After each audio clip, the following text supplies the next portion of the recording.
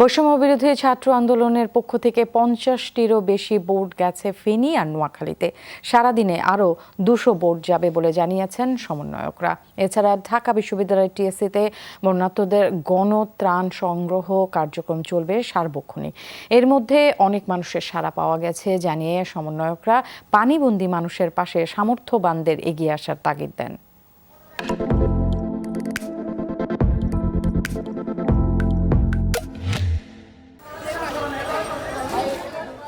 সকাল থেকে টিএসসির সামনে শুকনা খাবার যেমন মুড়ি, চিড়া, বিস্কুট, শিশু খাদ্য, বিশুদ্ধ পানি, জামা কাপড়, ওষুধসহ নানান পণ্য জমা পড়ছে। ঢাকা বিশ্ববিদ্যালয়ের শিক্ষার্থী সহ বিভিন্ন শ্রেণী পেশার মানুষ ত্রাণ দিতে আসছেন টিএসসিতে। সবাই মিলে একসাথে কাজ করলে অবশ্যই সব কাজ সহজ হয়ে যায়। ইনশাআল্লাহ আমরা পারবো এই বিপদ কাটিয়ে উঠতে। যে যতটুকু পারেন সবাই চেষ্টা করবেন যেন আমরা তাদেরকে হেল্প করতে পারি। আমরা কিছু ত্রাণ নিয়ে এসেছি আমাদের পক্ষ থেকে। সবার সামর্থ্য তো একরকম না, কারো সামর্থ্য একটু বেশি, কারো সামর্থ্য একটু কম। যার যতটুকু সামর্থ্য আছে অতটুকু নিয়ে এগিয়ে আসা উচিত। অনেকে আবার নগদ টাকাও দিচ্ছেন।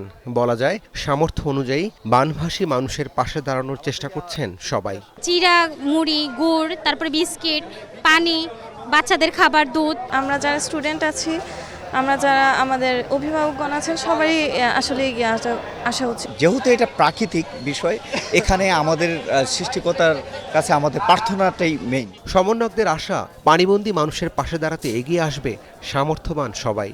শিক্ষার্থীরাও তাদের সাধ্যমতো চেষ্টা করে যাচ্ছেন। ত্রাণ নিয়ে বৈষম্য বিরোধী ছাত্র আন্দোলনের টিম যাচ্ছে বিভিন্ন এলাকায়। ঢাকা শহরে মানুষ এসে ত্রাণ দিয়ে যাচ্ছেন এবং যাদের দেওয়ার আগ্রহ আছে তাদেরকে আমরা আহ্বান জানাই, আপনারা এখানে এসে ত্রাণ দিয়ে যেতে পারেন।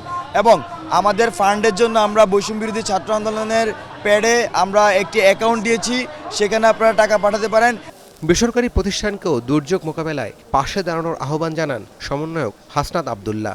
ভারত সরকারকে উদ্দেশ্য করে তিনি বলেন, ভারত যেমন আচরণ করবে আগামীতে বাংলাদেশও তাদের সাথে তেমন আচরণ করবে।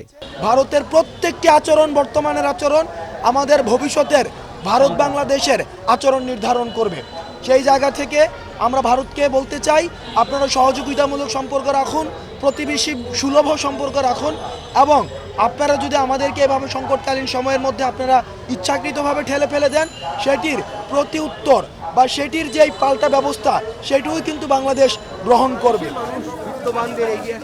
সারাদিন ঢাকা বিশ্ববিদ্যালয়ের টিএসসিতে চলবে এই গণত্রাণ সংগ্রহ কার্যক্রম। রাব্বি সিদ্দিকী, যমুনা নিউজ, ঢাকা।